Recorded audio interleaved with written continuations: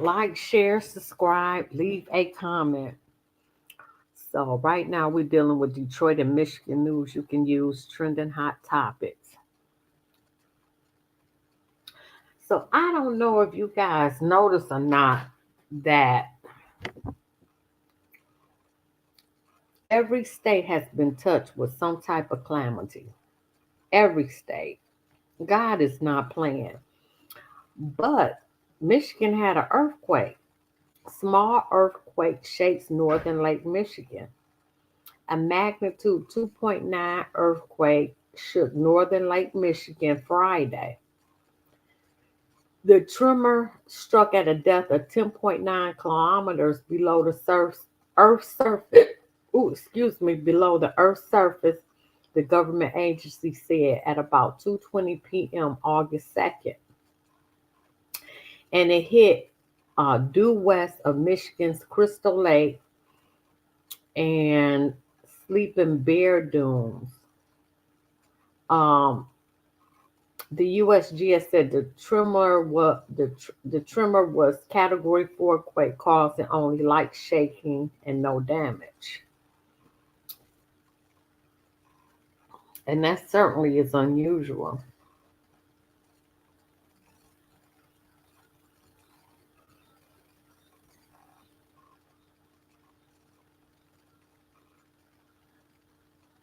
Okay, that is all. Um,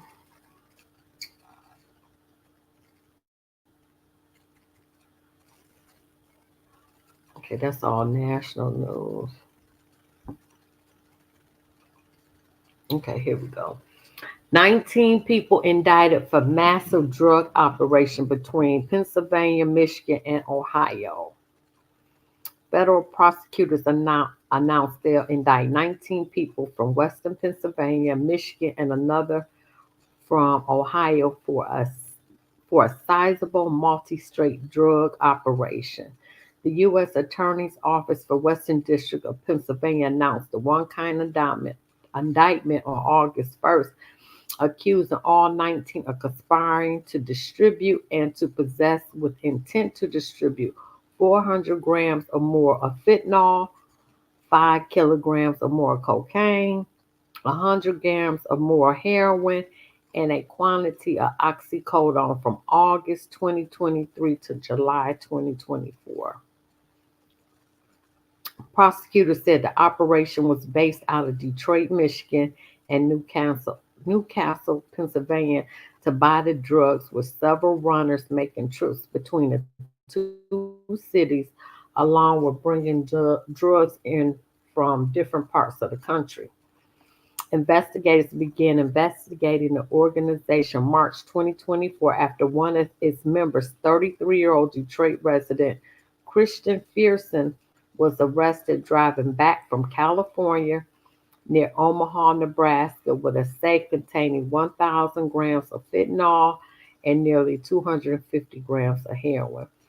After he was released, prosecutors said they used wiretaps, informants, controlled purchases, and more to gather evidence on the organization and learned that they recruited people in Detroit to run drug trap houses in Newcastle. Multi state and multi jurisdictional operations like what took place today show that the FBI and other partners stand shoulder to shoulder when it comes to keeping this poison out of our communities everywhere. The message to those who want to peddle illegal drugs and guns is clear. We will not stand idle while our communities are held hostage by crime. Mm.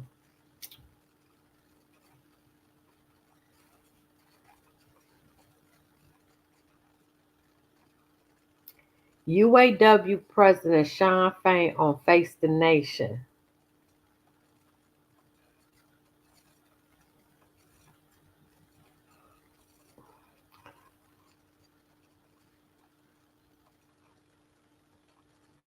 You know what? I think I'm gonna try to play. Let me see if I can play the video.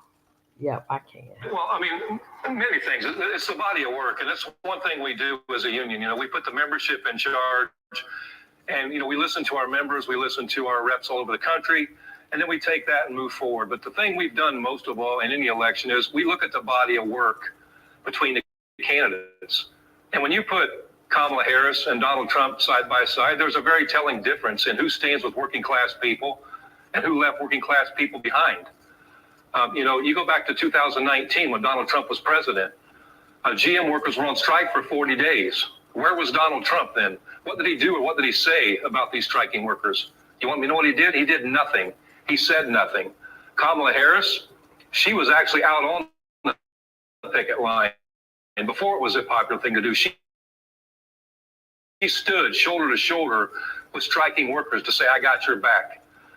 Multiple plants closed in this country when Donald Trump was president. Donald Trump told workers in Lordstown Assembly in Ohio, don't sell your houses. You want to know what he did and what he said afterwards to help change that situation? He did nothing. Workers in Lordstown got sent all over this country to GM plants, and their lives were wrecked. And you want to know what Kamala Harris and the Biden administration did and their team did? They went to work when they took over the White House, and they actually put a path. And now under Harris and under Biden, those workers are moving back home now. They were dislocated under Trump. So, Trump's been all talk for working class people. You look at inflation, one of the biggest issues facing this country is inflation. Yeah. It's not policy driven.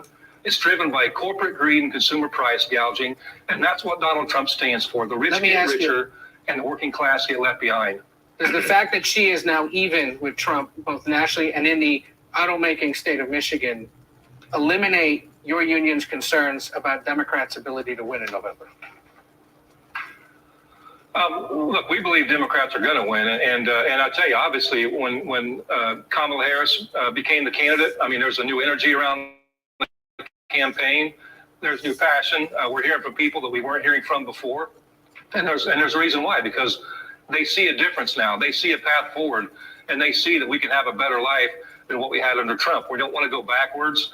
And I believe we're going to win Michigan, but we can't just look at polling and say, hey, the polling's changed, it's getting better. We got this. We got to keep the pedal to the metal until the end of this thing and ensure it happens, and it's going to happen. And you know that this weekend she, of course, is trying to sort out who should be her running mate. There are believed to be at least 6 in the mix. 4 governors, a senator, and a cabinet secretary. And of those 6, give us a sense. Who's your favorite? Who would be the best organized? Well, we've really broken down these candidates, really looked at them, and I'll tell you, my favorite's Andy Beshear from Kentucky. The man stood with us, on the picket line.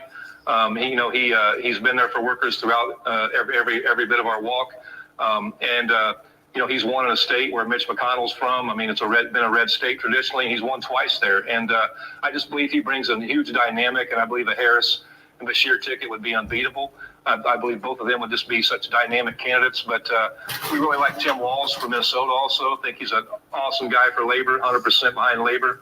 And those would be our top 2 if we had to pick any. But ultimately, look, Vice President Harris has to pick who she's most comfortable with, because it's her running mate and it's who she's going to be serving with. So, that's who we believe would be best for labor and for working class people. But, that's her decision. You didn't mention the Pennsylvania governor, Josh Shapiro. I know he has been supportive of private school vouchers, which is not something teachers' unions are a fan of, understandably. Are there any other union issues in his history? Struggle, yeah. Are there any other union issues in his history? I just, one of the bigger ones is the school vouchers, obviously. And, I don't believe that, public education should be, it's been under attack under the Republican administration forever. And, but they want to pass vouchers so kids can get excluded because there's no guarantee we can go to those schools. But that's one of the bigger issues we see with Shapiro.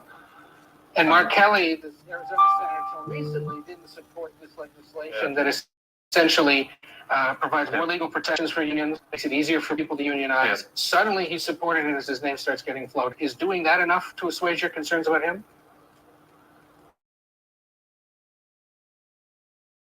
Not really, because look, I mean, look, when the PRO Act was out there, when it was being discussed and debated, I mean, people showed wares, so obviously that's a problem area for us. I mean, if Shapiro or Kelly are the guy, does it make it harder for you to convince union members to go out and knock on doors and to vote for Harris? I don't think it makes it, impossible or harder. I mean, obviously there's just candidates we think are better for labor. And ultimately, look, we know this. Kamala Harris is for labor. She's for working class people. This election is about, we saw this in our contract campaign for the big three. I mean, 75% of Americans supported us in our strike because they're all union or not, they're all living the same thing in this country. The wages have been suppressed. We don't have adequate health care. People won't retire. From Georgia saying he was very disloyal. That's the difference in what this election is about. Trump expects people to pledge loyalty to him. It's all about him.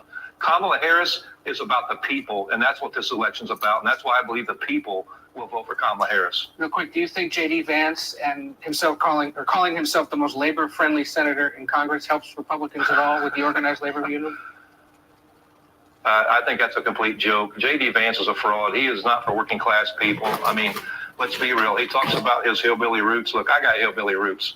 One lesson my parents and grandparents taught us growing up is you don't forget where you come from. I don't work for venture capitalists. I work for working class people. He went to work as a venture capitalist, which goes in and destroys communities, destroys businesses, ruins people's lives. That's not someone that stands for working class people. All right. Shawn Fain is president of United Auto Workers. We thank you for joining us this Sunday. We're joined now by United Auto Workers President Shawn. Well, there you have it from the UAW, Shawn Fain.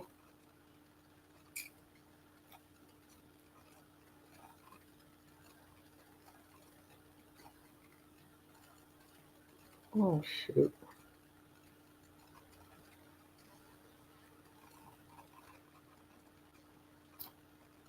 Detroit woman dies after jumping from overpass onto I-96 in tragic incident.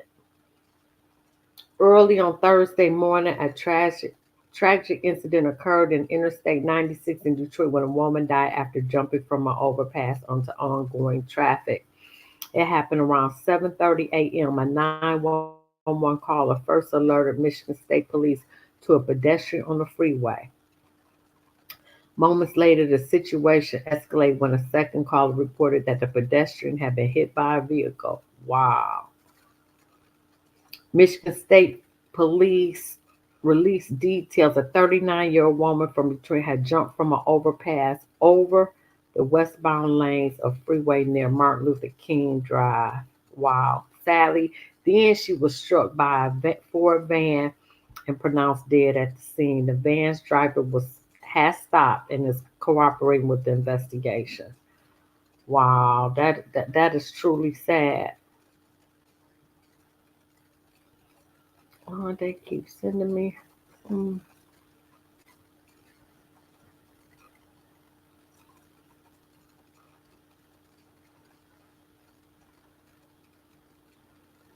me just do that. Oh, shoot.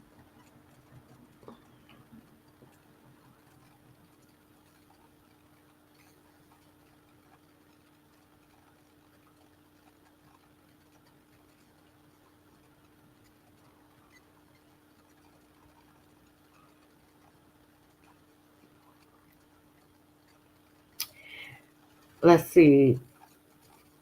Road rage incident ends with shots fired on I-96.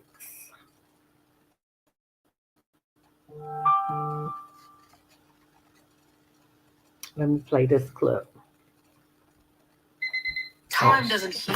Shoot, they got the hard work, innovation, and we do because this is her time, his time, our time. This is an ad. We can. Corewell Health. Police say road rage on the freeway escalated to shots being fired. This happened earlier today on eastbound 96 near the Coolidge exit. MSP says a 64-year-old man was driving an F-250. He claims the passenger of a black SUV first threw a bottle of water at him. After this, the driver of the SUV allegedly then shot at the truck. Now, there were no reports of any. Freeway, though, was temporarily closed while police attempted to collect whatever evidence they could. Y'all got to be careful. These energies out here, and people are under so much stress just trying to survive. Anything can make somebody upset. So you just got to be careful out here and be safe. Detroiters work to improve their city with My Neighborhoods Matter program. My Neighborhood Matters is a new campaign to promote and celebrate the people in neighborhoods of Detroit. It's being launched in connection with the 18th annual Arise Detroit Neighbors Day on Saturday, August 3rd, which was yesterday. The campaign invites residents to share stories about their neighborhoods and essays, photos, and videos that will be posted on Arise Detroit website, YouTube channel, and newsletter. The content will also be shared with local media. We want to provide another platform to raise the volume, make more people aware of the amazing work, pride, and determination of the residents of Detroit. Instead of just reporting or telling stories of people in the neighborhoods, the My Neighborhood Matters campaign will allow residents themselves to tell and show what their neighborhoods are about.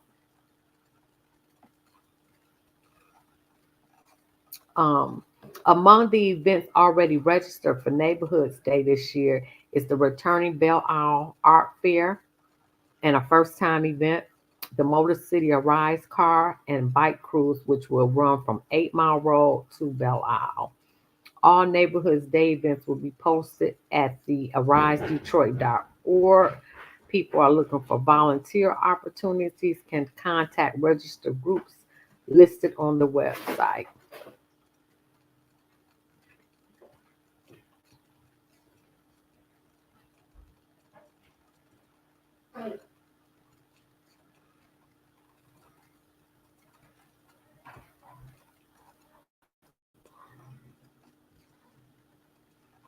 Detroit organizers demand a public hearing ahead of DTE's latest proposed rate hike, and Dana Nessel is definitely against this rate hike.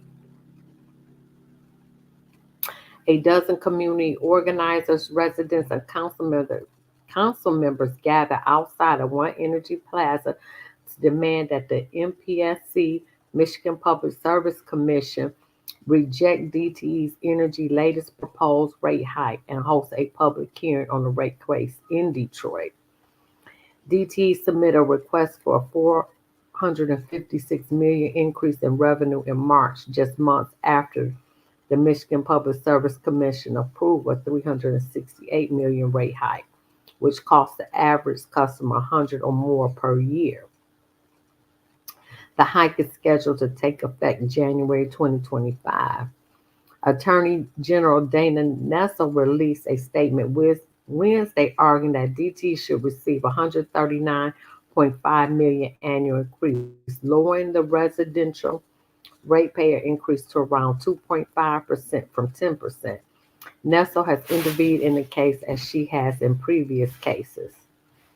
An organizer for We the People Michigan, Canoe Clark, stressed the avenues to getting the rate hike denied are few. He called for a public hearing before Michigan Public Service Commission. Community members have been hit by peak hours. They've been hit by last year's rate increase, and they're dreading the onset of another one, said Clark. DT moved to peak hours rate structure March, designed to incentivize customers to reduce electricity use during high demand hours. Advocates said this rate structure presents a hardship for some customers who need to use electricity during peak hours because of job schedules or medical devices. In 2022, We the People Michigan was part of a broader coalition that successfully blocked 90% of DT's 8.8 rate increase request. Over 300 people attended the public hearing. So it will be Interesting whether DTE will receive this rate hike or not. We in some interesting times. Nobody can afford too much more anything.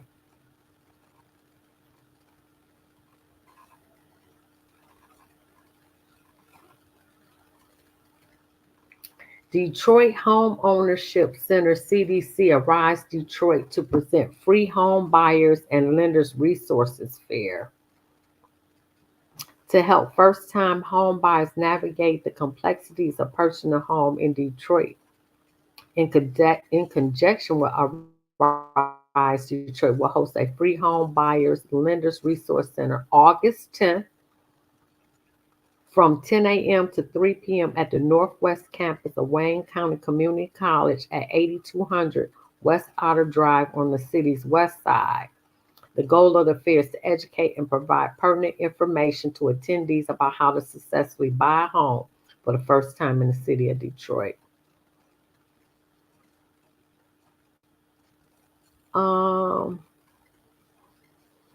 They also giving a $25,000 down payment assistance grant alone if you attend this seminar. Besides a down payment, the assistance grants can be used by qualifying residents as prepaid, principal buy-downs, interest rate buy-downs, closing costs, and renovation mortgage finance repairs. Well, this is a good program.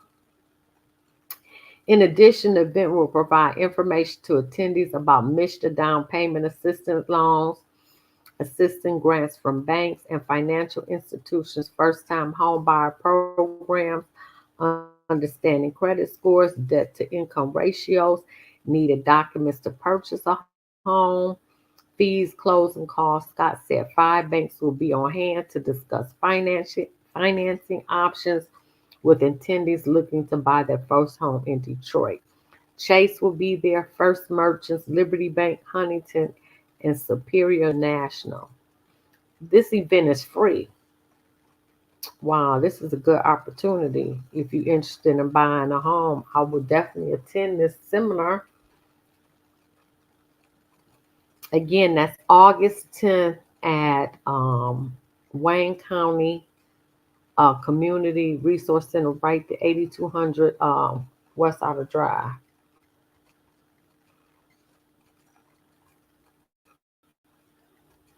Okay, I told y'all about that multi-state drug thing. Car falls into sinkhole in Detroit. A car fell into a massive sinkhole in Detroit on Thursday. The sinkhole is located in the area of Oakman and Livernois. I never noticed a sinkhole there. The driver tells MD he was traveling when the sinkhole opened. Fortunately, he made it out alive. The sinkhole appears to be formed after a water main break. Wow.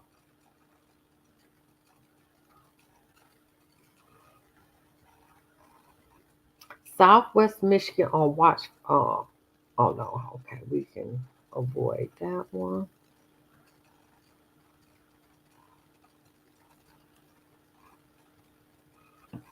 Hey, did any of y'all attend Jazz on the River? That was this past weekend. I wish I would have known. And then the Belle Isle Art Fair. Hank, I missed all this.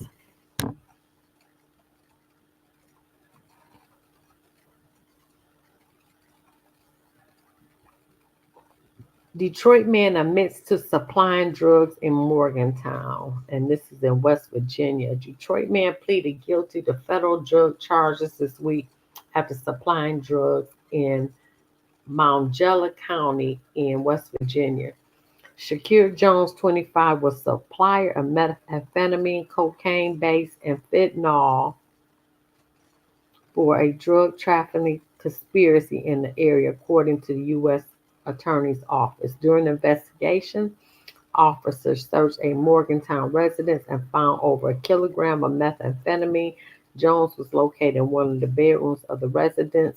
They also found a photograph Jones took on his phone of 10 pounds of pre-packaged methamphetamine taken 2 days before the search on the residence. And he kept that on his phone? Really? Jones pleaded guilty to 1 count of conspiracy to distribute controlled substance and 1 count of possession of intent to distribute methamphetamine. 2 other defendants involved in the conspiracy, Nolan Elkelberry of Morgantown and Dorian Miles of Detroit, have each admitted to their roles in drug trafficking and conspiracy and are awaiting sentencing.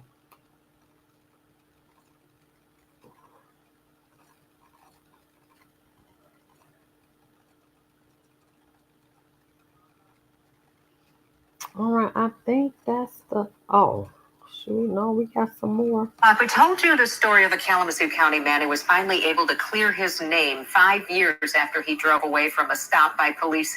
Michigan's Supreme Court says violated his civil rights. It's a story that you'll only see on Channel 8 in part 2 tonight. Amanda Porter has more on what you need to know if you're ever in the same situation. Amanda?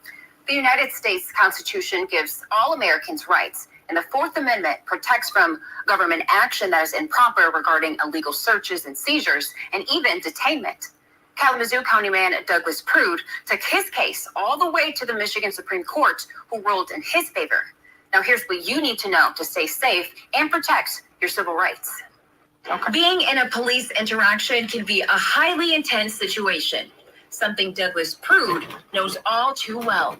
He was visiting his girlfriend at the Fox Ridge apartment complex in Kalamazoo back on May 30th in 2019, when 2 Kalamazoo Department of Public Safety officers on patrol tried to detain him as they tried to figure out if he was trespassing on the property.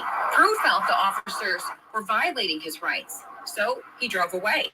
Prude would later be charged with fleeing and eluding and resisting arrest. But according to, Prude was well within his legal rights. Police can legally have consensual conversations with pedestrians and drivers. That can open the door to an investigation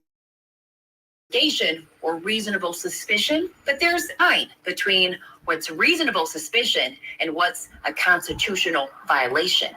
To hold otherwise, they said, would subject all of us to being able to be detained by the police for investigation, and that's not consistent with our Constitution. That's not consistent with the legal principles of the United States of America. We're going to really look into that. That's just something, court decisions come down all the time, and that's how we learn and train and get better, and we have to adjust based on a court ruling.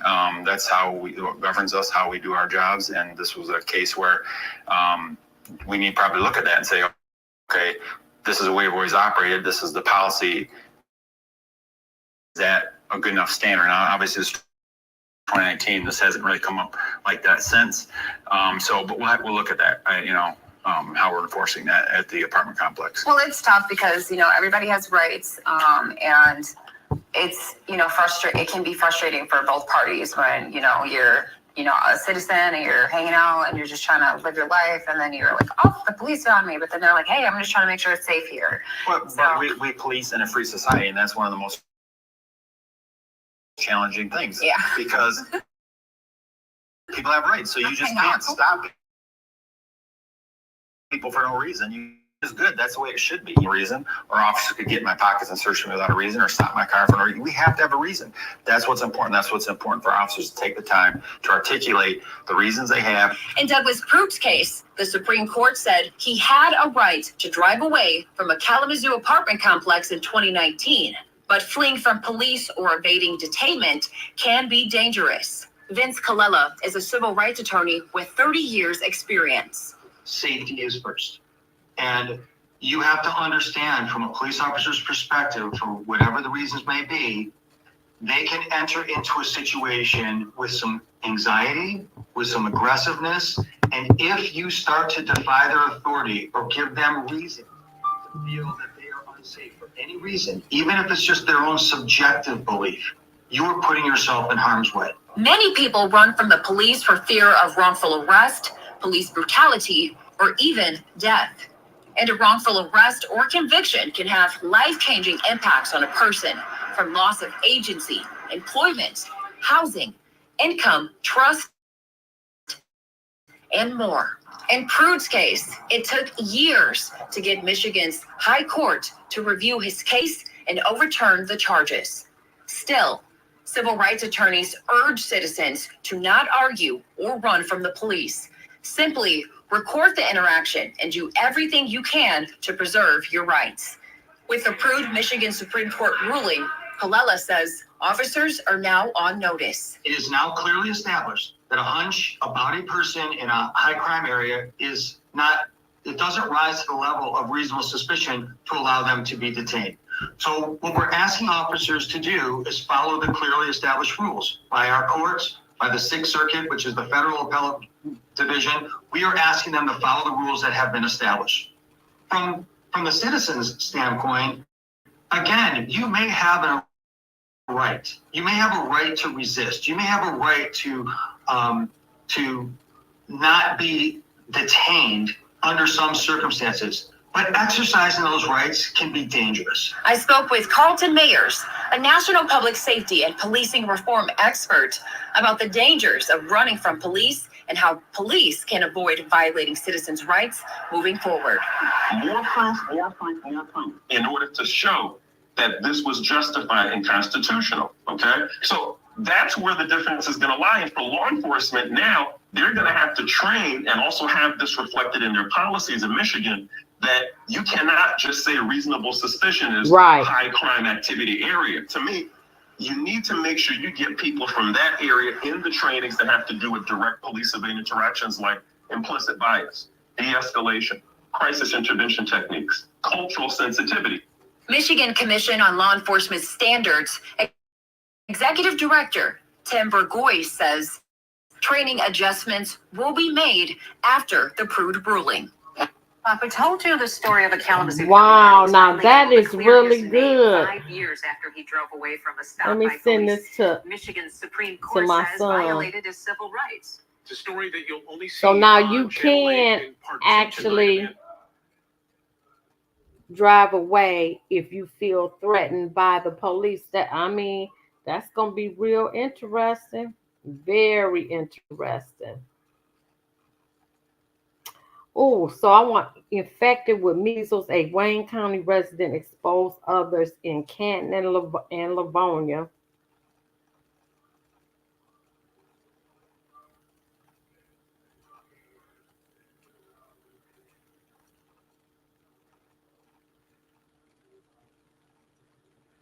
Yep, the measles. So if you in those areas, just get tested.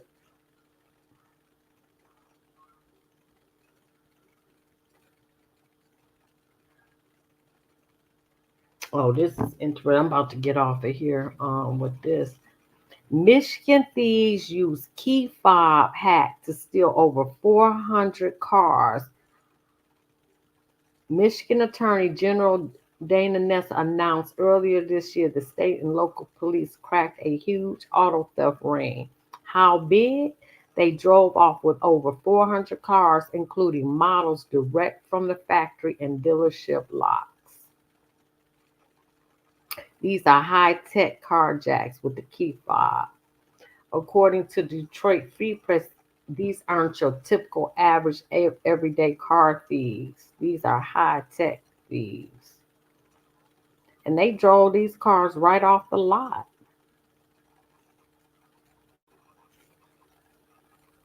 Wow, with the wave of a wand, your car disappears from driveways, factories, and dealerships. Wow.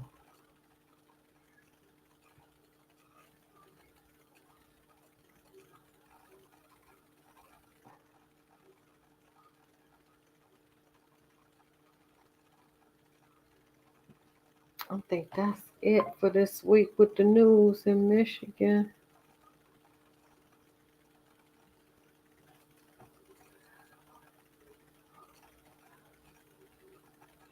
Oh, there's another big scam in Michigan.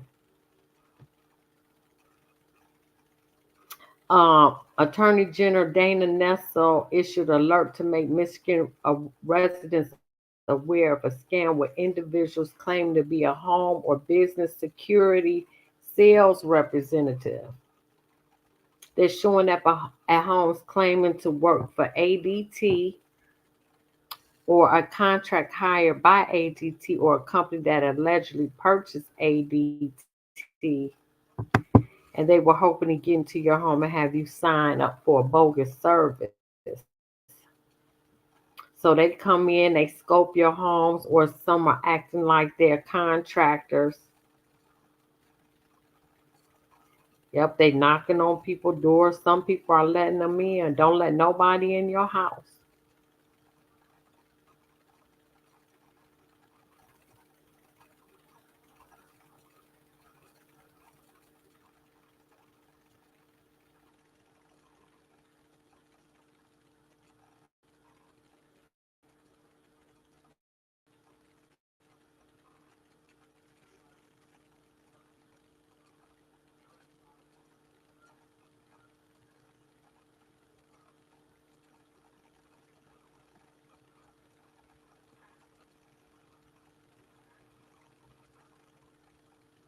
Okay, so Michigan Supreme Court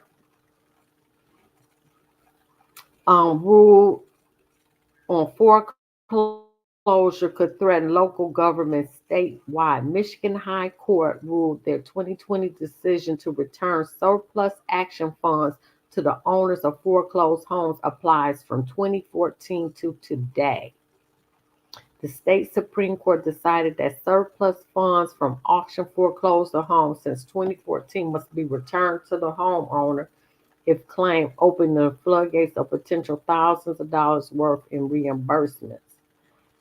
Oh, let me see how I can apply. Before that decision, for example, if a homeowner owed $1,000 in taxes leading to the foreclosure of their home, local governments who auctioned the home for $20,000 were able to keep all $19,000 in surplus profit, leaving the homeowner with nothing. Following the 2020 decision, claims made within 2 years of foreclosure will have surplus funds reversed. Now, foreclosures occurring before the 2020 ruling within the 6-year statute of limitations are viable for claims as well if filed in reasonable time of Sunday's decision, meaning if someone's home was foreclosed and auctioned off to a surplus of what was owed back in 2014 and the homeowner filed a claim today, the local government is required to pay out the difference to the homeowner. Dang, I'm out the statute of limitations, but they just did this in 2020. Mine happened in 2008.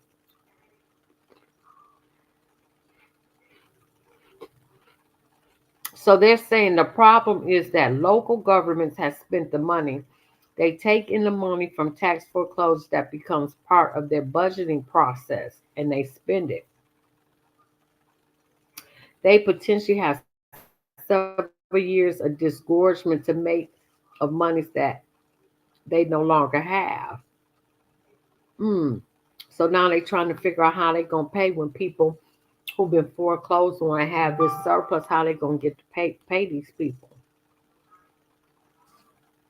Well, that's what the Michigan Supreme Court ruled.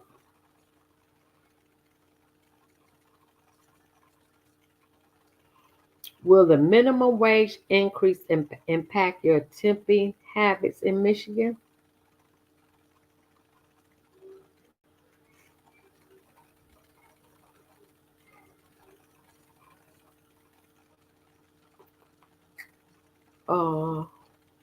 I'm sure it will.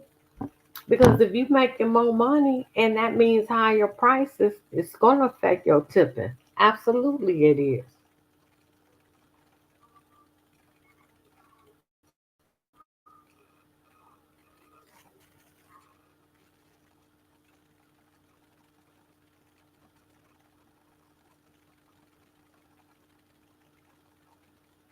The EPA, the Environmental Protection Agency, has granted an emergency fuel waiver for Michigan and several other Great Lakes states amid a refinery outage in Illinois.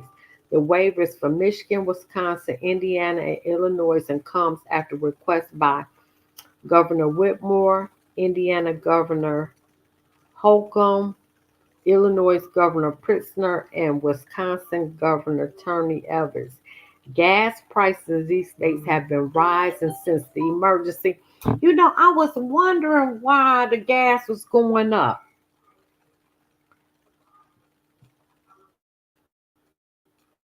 And it was emergency shutdown at ExxonMobil refinery in Joliet, Illinois after tornadoes touched down in that area in mid of July. Because Chicago got hit with 9 tornadoes during that time. That refinery produces about 250,800 barrels per day. That's why the gas is up. Gas prices have been rising across Michigan over the past weeks with the refinery outage, and we hit a new yearly high last week across the state. Right, because I'm paying $5 a gallon. It sure is high. Wow.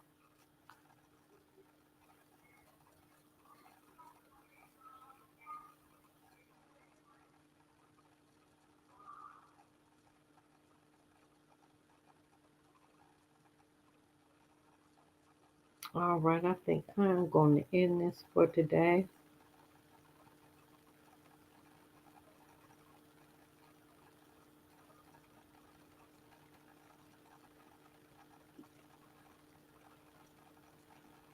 Okay, this is the last one.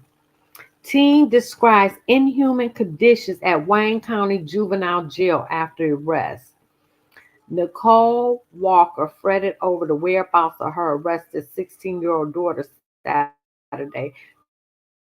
The Detroit teenager was confined to what she describes as an overcrowded, understaffed juvenile jail in Hamtramck that didn't even have cups of water. The teenager claims Wayne County authorities prevented her from calling her mom and left her alone in a cold jail where she witnessed juveniles getting abused. They took me away from my mother and I didn't have any connections to the outside world, the girl tells Metro Times. I felt like I was invisible and no one cared about me. They don't care about you. They're evil. The whole building is unsafe. Detroit police arrested the teenagers whose name isn't being disclosed because she's a juvenile. She was arrested because she pointed a gun at a group of people at a convenience store near her home on Detroit's east side. Her mother says police refused to answer her questions and wouldn't say where her daughter was going. Detroit Police Commissioner Willie Burton helped the family file a complaint against the police for handling of the juvenile. Look at the stress they put on this family, Willie Burton says. According to the teenager, she was placed in the back room at a police precinct for 3 to 4 hours before being taken to Detroit Juvenile Detention Center, which has come under fire for deplorable conditions and abuse of staffers. She said she wasn't allowed to call her mother until Saturday evening, more than 30 hours after she was arrested. She got a lawsuit. That's against the Constitution, the due process.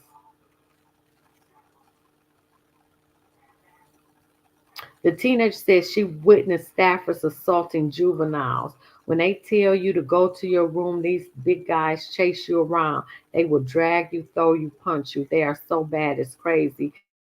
She says the meals tasted like dog food and the only drinks available were orange juice because the jail ran out of cups of water. If the juveniles wanted to drink water, they had to form cups with their hands to sip from a sink, she says. We were treated like animals, she says, breaking down in tears. I lost my mind. It's crazy in there.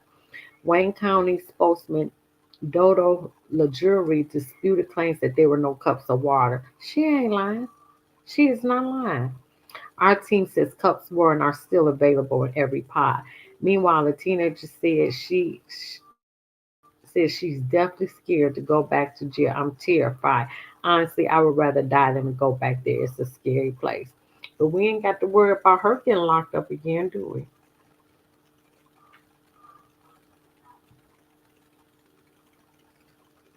Oh, this is the last one for real. This is the last one. 5 people been arrested during a home invasion in Troy. This is from the International Crime Wave of migrants from Venezuela and Peru that's been hitting the upscale neighborhoods of Michigan. This happened in Troy. Police busted 5 undocumented immigrants from Colombia in the midst of a home invasion in Troy. And one Troy resident said he just happened to witness the bust on the 3600 block of Millay Street. I was like, man, this is crazy. I ain't never seen nothing like that.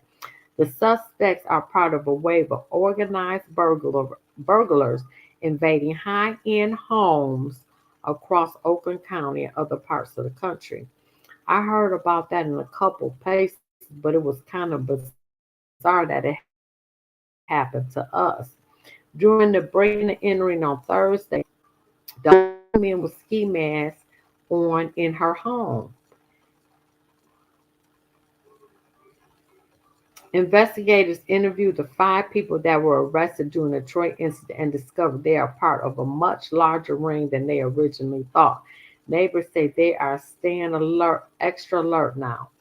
I don't know what the solution is to that is other than just beefing up neighborhoods, community, and security. But these are illegal migrants. They need to be sent back. Don't get me started. Oh, shoot. Let me look at this. I got an offer. All right. Thank you. Like, share, subscribe. Leave a comment, please. Thank you. Yes, only in Michigan. This is Detroit and Michigan news you can use.